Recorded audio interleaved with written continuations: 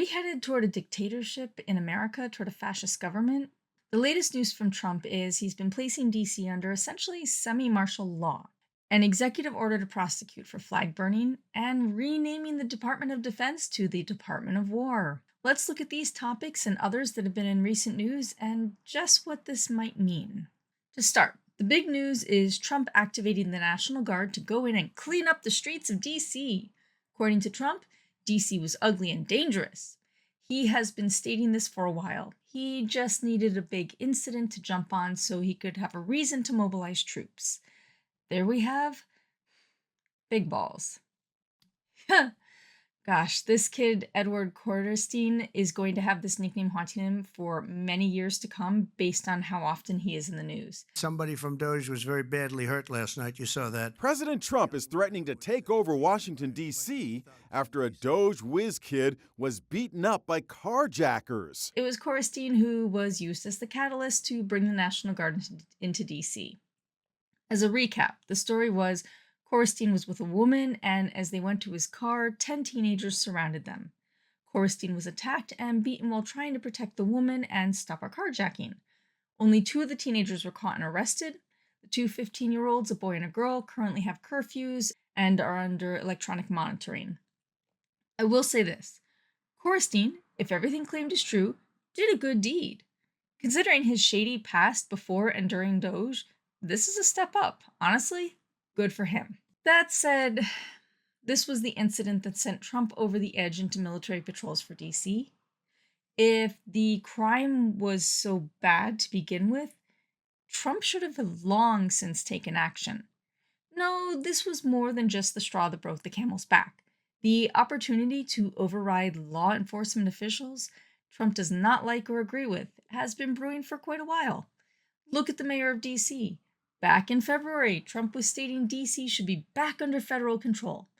While he briefly mentioned there was too much crime, his main focus was on the ugliness of the city and the homeless camps.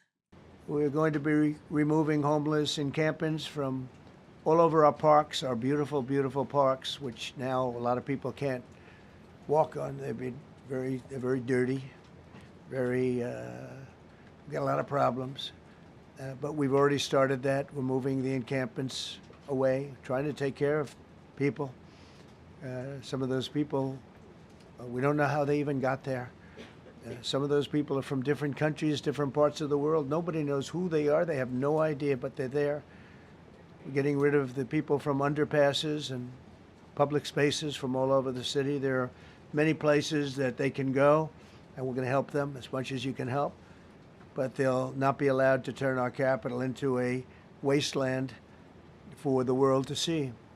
After Trump took over, the mayor, Muriel Bowser, said she would work with the deployed National Guard troops. At the same time, Trump floated the idea of the National Guard troops usurping the Metropolitan Police Department. This did not come to pass, but Trump has made it clear he already intends to keep the troops in place beyond the 30-day window. The Home Rule Act of 1973 allows D.C. to run its own police force. The federal government may only step in for 30 days in the case of an emergency. Of course, Trump made sure to claim there was a federal emergency with an executive order. On 11 August, he signed Executive Order 14333, declaring a crime emergency in the District of Columbia. According to the executive order, the smooth functioning of executive departments and agencies, courts, diplomatic missions, and the federal government demands an effective law enforcement mechanism capable of halting the precipitous rise in violent crime, not one that permits government workers to be violently attacked by mobs or fatally shot close to the federal buildings where they work. The magnitude of the violent crime crisis places the District of Columbia among the most violent jurisdictions in the United States. In 2024, the District of Columbia averaged one of the highest robbery and murder rates of large cities nationwide.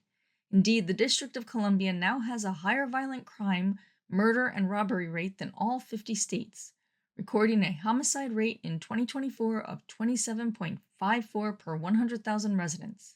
It also experienced the nation's highest vehicle theft rate, with 842.4 thefts per 100,000 residents, over 3 times the national average of 250.2 thefts per 100,000 residents. The District of Columbia is, by some measures, among the top 20% of the most dangerous cities in the world. This claim of an emergency allowed Trump to take control of DC. He claims he needs more than 30 days, but that would take an act of Congress. Both the House and the Senate would have to pass any changes. Currently, the House submitted a bill to extend the time the president can take control of DC. The bill looks to change it from 30 to 180 days. We are not talking about a short extension, but 6 months instead of 1. We have merely touched upon this topic, but there is already a lot to unpack. First of all, Trump often complained about the homeless camps hurting the beauty of DC. His press secretary stated the homeless could go to rehab centers for treatment. And the homelessness problem has ravaged the city. So DC Code 22-1307 and DC Municipal Regulation 24-100 give the Metropolitan Police Department the authority to take action when it comes to homeless encampments. So homeless individuals will be given the option to leave their encampment, to be taken to a homeless shelter, to be offered addiction or mental health services, and if they refuse, they will be susceptible to fines or to jail time. For many of the homeless in DC, they are not homeless due to drug addiction or mental problems. Many are homeless because they simply do not earn enough to be able to afford a home, or they are not covered by the welfare system. Drug treatment centers are not an option for them. This is very crass and oblivious to the needs of American citizens. DC is one of the most expensive places to live in America. This extends to much of the surrounding area, extending into Virginia and Maryland. Then there is how the homeless were treated when their camps were broken up. If the government really cared about the people, they would have made accommodations to help the people move their belongings to a temporary shelter. Instead, police and National Guard personnel tore down the tents and threw away the people's property. Keep in mind, these people already have practically nothing. Now their very few possessions were tossed in the trash. In the past, when there were homeless camp sweeps, volunteers had the opportunity to go in and help the residents move to other locations. There was funding to put the homeless in shelters, but much of this funding has been cut. Some of this funding put homeless in vacant hotels. Vacant hotels, not active hotels. Buildings which otherwise were sitting empty and not in use. With the sweep, volunteers stated they had almost no chance to reach out to those in the camps to find them alternative homes. Andy Wasenick, director of policy for Miriam's Kitchen, watched as the Department of Public Works trashed tents and belongings left unattended. Folks who weren't there, their tents were just thrown away. There was one person who was there this morning, and she was able to pack up her stuff and move on. And I think we were able to get her in a hotel for at least a couple nights. Also, Trump pushed for these people to go far away from DC. Thus, we have no chance to move the homeless, there are belongings thrown away rather than transported, and no funding for temporary homes. In other words, he does not want poverty cluttering up his city. He does not care about the individuals, he cares about how the area looks. This has been further supported by the homeless camp outside the White House he recently had cleared. A vigil started in 1981 by activist William Thomas.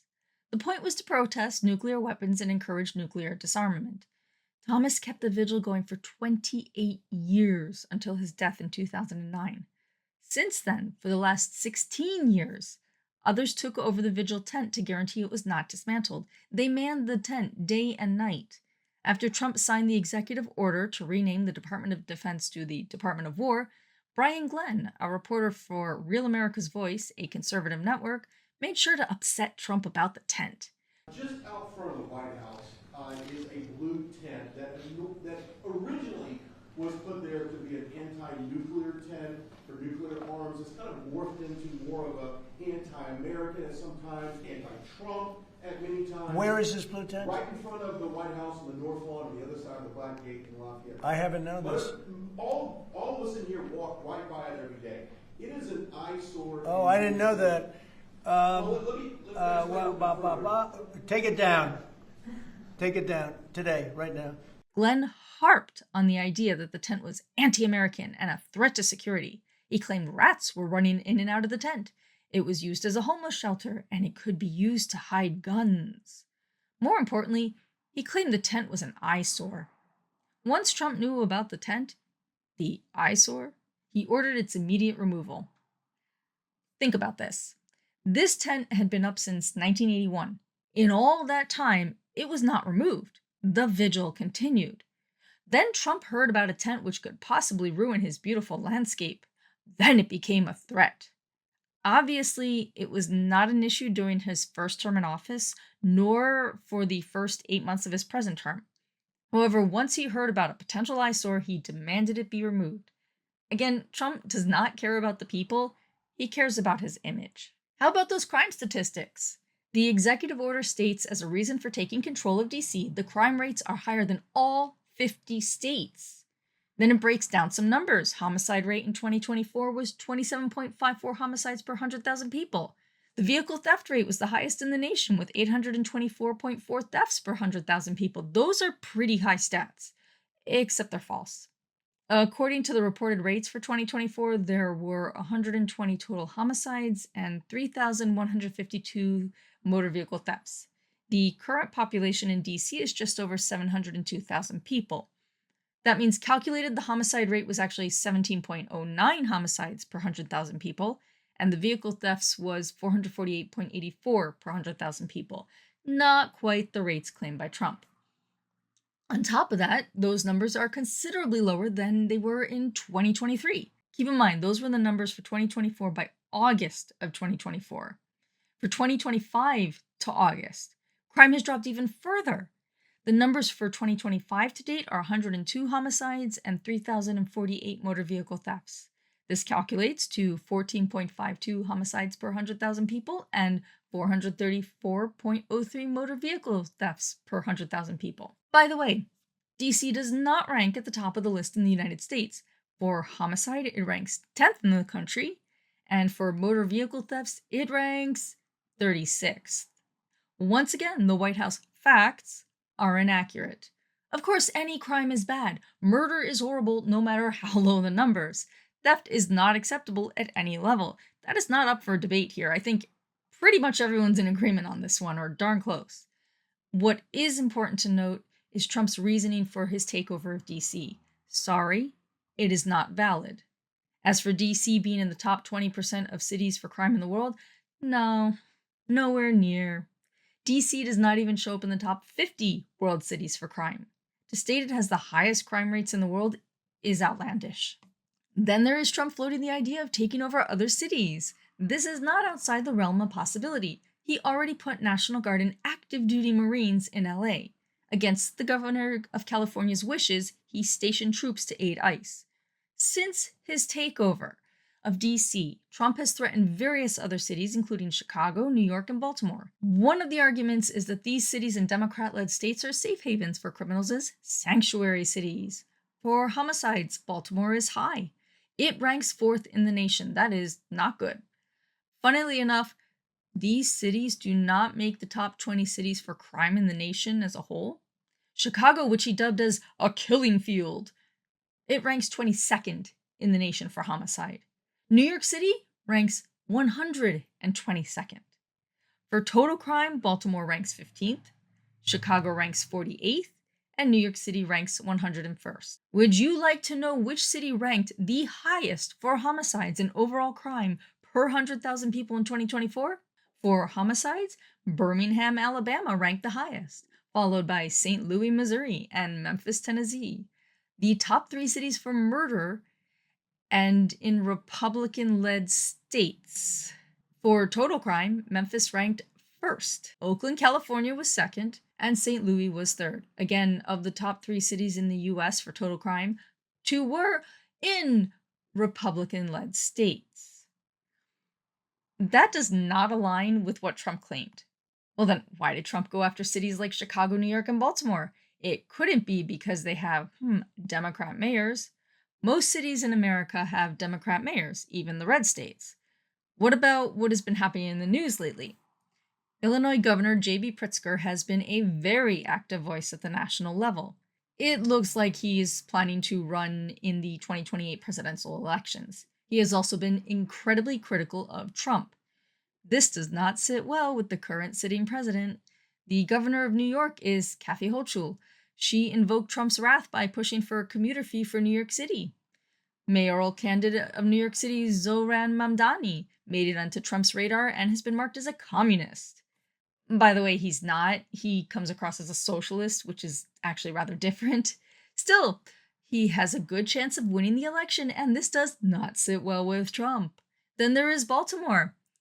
That was not as much on the radar, but the governor of Maryland, Wes Moore, invited Trump to walk around his city and see how safe it was. Trump took offense to this. How dare someone question him? So, guess who is now also on Trump's radar? I want to sidetrack for a moment and seriously give kudos to Pritzker for his comments about the National Guard. While they are not welcome to take over Chicago, he did point out the actual soldiers should not be harassed or attacked. He recognized the soldiers do not have a choice where they are sent. It is not like in the civilian workplace where an employee can simply quit if they are upset about the tasks assigned to them.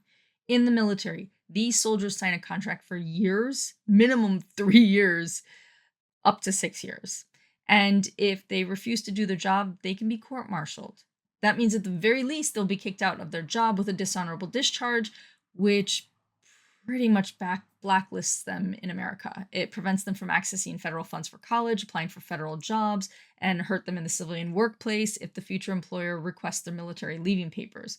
They can't just leave the country at any time, and they won't just necessarily be accepted into foreign countries at any time because they have basically a federal offense on their record.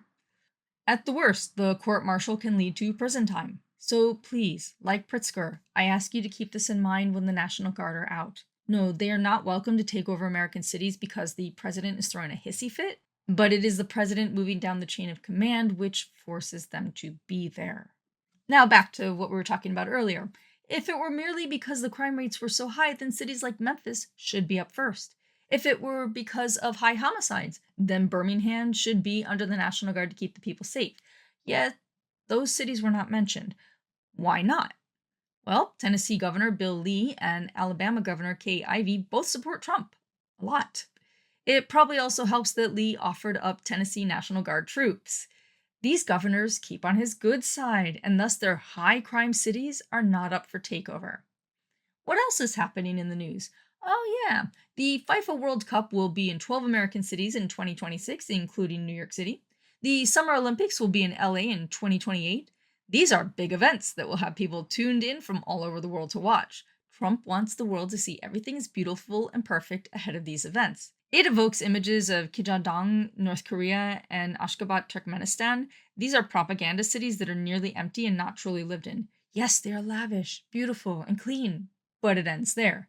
Sorry, but while homelessness, crime, litter, etc. are not nice, they come with the territory. These are not completely avoided in cities. Crazy statistic, violent crime has dropped in D.C. 35% in 9 days. Robberies in D.C. have dropped 55% in 9 days. During an interview with Vance, he stated violent crime is down 35% and robberies are down 55% in D.C. thanks to the troops there. Okay, I can totally see this. That does not mean this is the answer, taking over cities temporarily. Of course, while troops are around and more weapons are at hand, the criminals will slow down. That is logical. There are more chances they will be caught engaging in a crime, so they will slink into the shadows. However, that does not mean this is sustainable. It is nice that crime is currently down, but the troops will not be there forever. Even if Congress extends their deployment for 180 days, the deployment is not permanent. There will come a point when the National Guard is no longer in D.C. If it is only a matter of troops in the city, that implies crime will shoot right back up again once they leave. Then there's the problem of where the troops are even patrolling. DC residents pointed out the areas with the worst crime are not even addressed. Instead, the National Guard is stationed in the touristy locations like the National Mall. Areas like the Anacostia section of the city are ignored. Residents stated if Trump really wanted to stop crime, choose better locations for the troops. This is all about optics, not actually reducing real crime. Maybe the answer is not throwing troops around when it suits Trump, but working on the underlying issues. Before anyone tries to state that Trump is doing this by removing illegal immigrants, note they do not commit most of the crimes in the nation. It is popular rhetoric to claim this, but the statistics show most crimes in America are committed by American citizens. Studies by Stanford University showed that since the 1960s to the present, immigrants are 60% less likely to commit crimes than American-born citizens. Getting rid of illegal immigrants will lower population numbers in a few million, but not significantly lower crime rates. Unless, of course, you count the race-based crimes against immigrants. Needless to say, the majority of racist crimes against immigrants are perpetrated by American citizens. Complain, complain, complain. Rather than complain, what can we do? Well, let's look at the homeless rate for a start. Approximately 0.22% of people in America are homeless. That doesn't sound like a lot as a percentage, but put into numbers, that's still about 770,000 people. To put that in perspective, that is almost the population of Seattle, Washington, which is 780,000 people. That is a large city's worth of people. How about, rather than cutting funding for shelter, the government increases funding? When a person applies for a job, they usually need a home address. In this day of background checks on people applying for jobs, if they're without an address, they will be instantly flagged as a possible risk. Arrange safe, long-term shelters, and there's an address. This makes the homeless more likely to get a job. They have an address, a safe place where they can wash up and make themselves presentable for job interviews, and a roof over their heads to get a decent night's sleep so they can be more productive.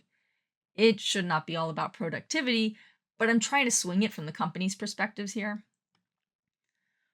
Let's say these people are homeless due to addiction or mental health issues. Well, America is not exactly known for its great record on medical care.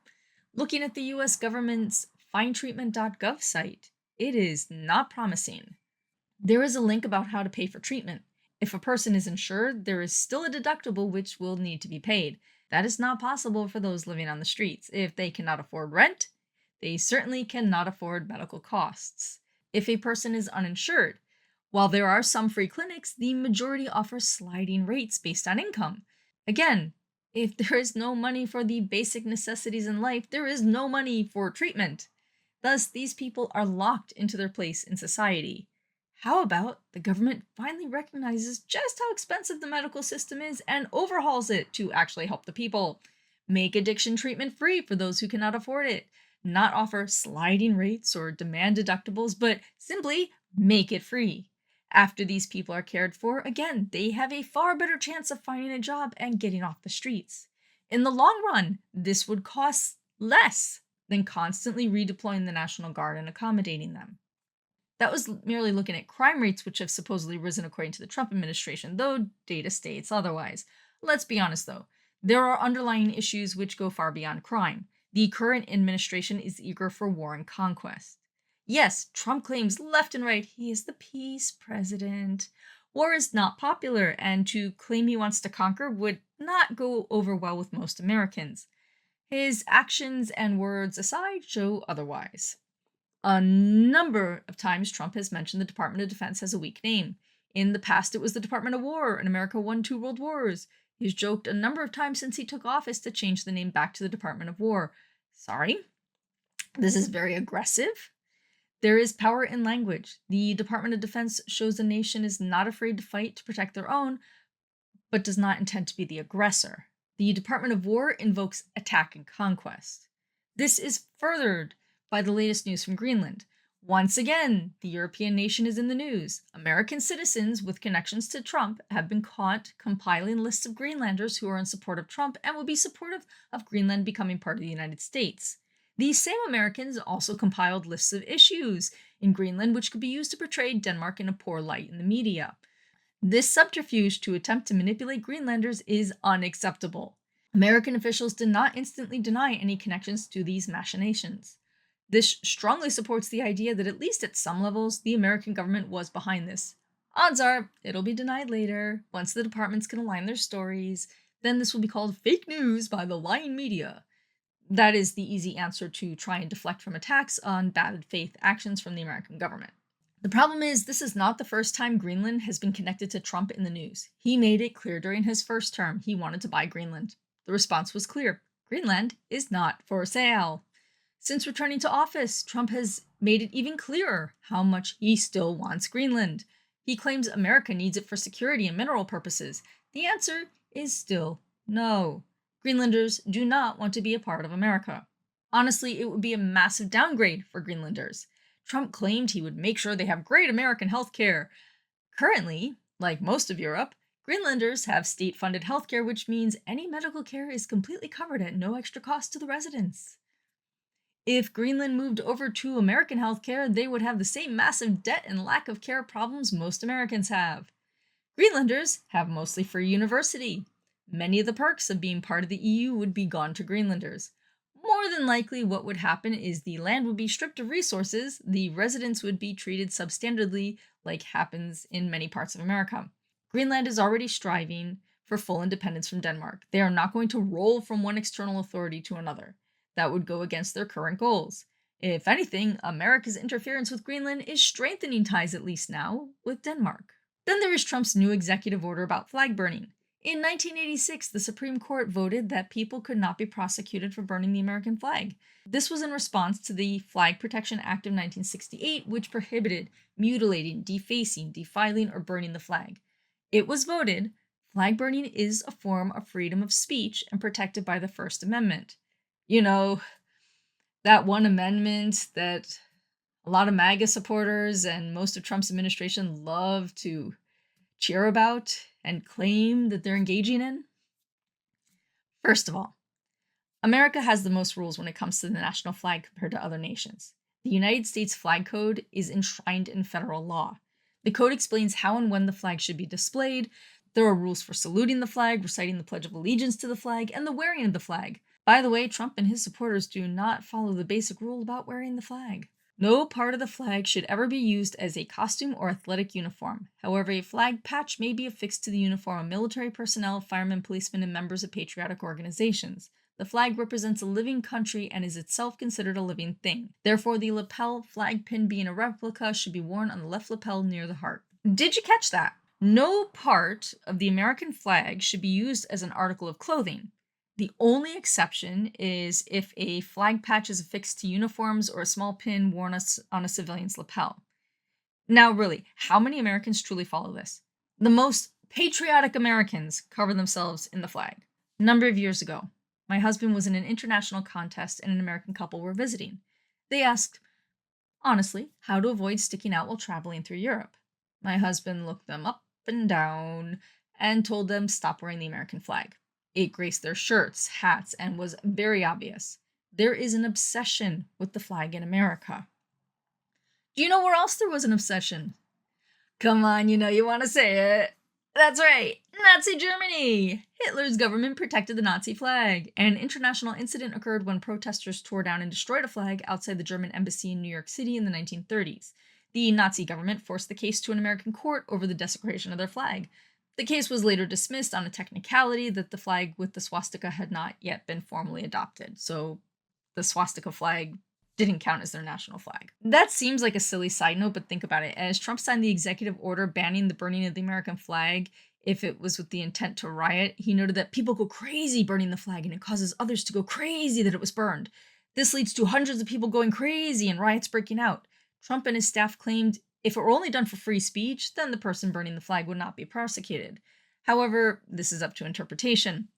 The burning may be a free speech protest, but the moment someone gets upset and reports it, it will turn into incite to riot, and the protester will be prosecuted. This crime now falls under federal law and brings with it a guaranteed year in prison with no early release. This seems pretty harsh for free speech. Should be noted, this is the exact same punishment as in Russia. I wonder where Trump got the idea. Oh, and by the way, as a side note, within 1 day of the executive order being signed, guess what?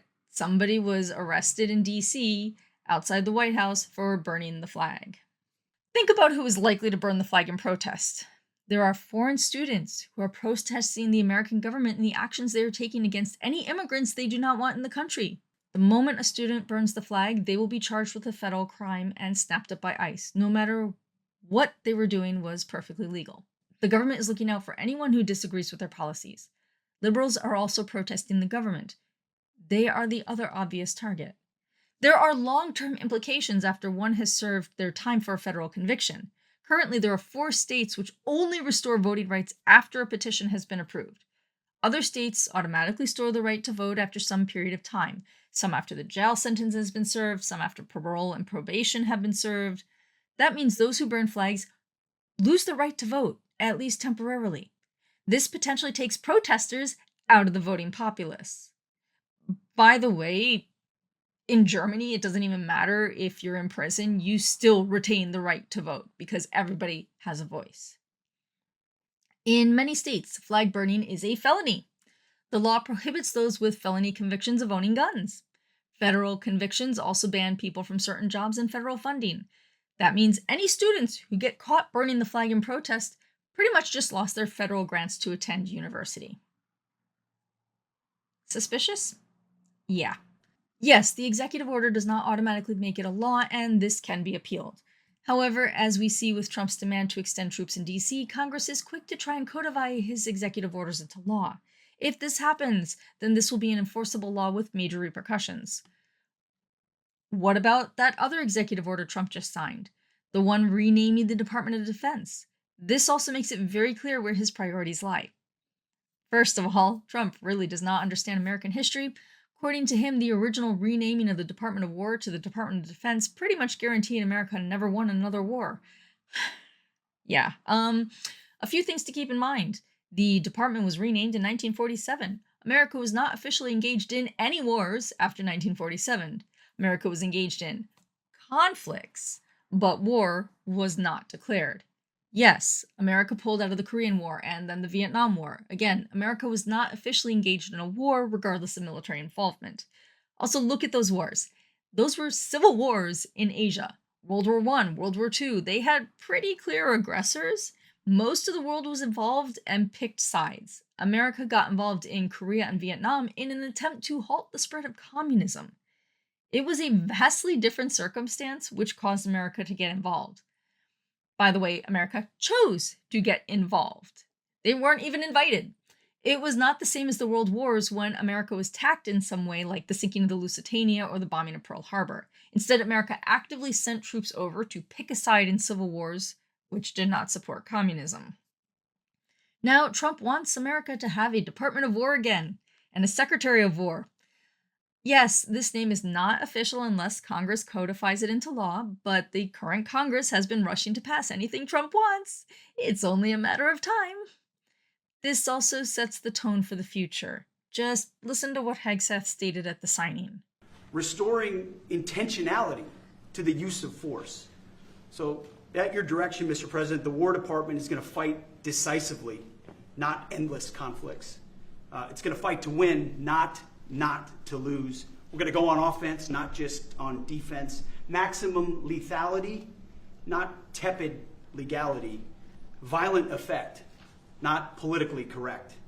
We're going to raise up warriors, not just defenders. Hegseth made it clear America was going to go on the offensive. This is not a good sign. Think about it. America's been picking a fight with Denmark over Greenland, a fight which would eventually involve the rest of Europe due to NATO agreements. Trump had Iran heavily bombed and is threatening, implying threats of further aggression.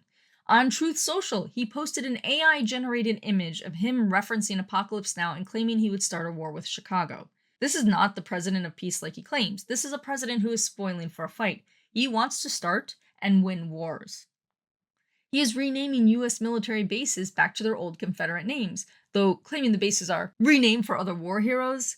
Except Hegseth outright claimed history would be respected. This runs contrary to the claim the bases are named after others. No, the Confederate leaders are the ones they value. By the way, as a side note, Hegseth's suit at the executive order signing caught my eye. At first, I thought he was wearing military ribbons on a civilian suit. I mean, look at it. You can see the military ribbons on the military official next to him. Except there are no military ribbons laid out like those. My next thought was he had fake ribbons made up. I wouldn't put it past this administration, they're a little full of themselves. But no, that's not the case. Upon further investigation, I saw this as a pocket handkerchief. Okay, most people do not use handkerchiefs today. Instead, they use tissues, they're disposable, they're convenient, etc. Still, that is what the pocket was meant for. Look again at the image. That is essentially an American flag handkerchief. Didn't I just discuss all the hate and vitriol for those who burn flags? Didn't I just point out that the American flag technically should not be worn as any article of clothing? Then we have Hegseth, the great American soldier and hero as he likes to portray himself, wearing a flag handkerchief. You know what this image evokes? Hegseth blowing his nose on the flag. For someone who hates flag burners, this is hypocritical. Using the flag to wipe snot is incredibly disrespectful. Yet, this is the current administration. They set the rules for their image and do not care about the country and all they claim to protect. However, I digressed. The point is, through Trump's aggressive tactics and nationalistic fervor, he is stepping over the line. He has long since entered the realm of dictatorship. He claims he has the power to do what he wants and acts on it. He is gambling with World War III, with his fawning over Putin and threats and subterfuge against other nations. This administration is a real danger. What can we do about this? We can write letters to our Congress members. We can engage in protests. Keep safe and engage in legal activities, but engage loudly. Vote against Trump's congressional followers in 2026 in the midterm elections. Hopefully, normal elections will run and be respected. We are already sliding down the hill into fascism and dictatorship, and we're sliding quickly, but we can't make it easy for Trump. Be loud, be strong, and shape your future.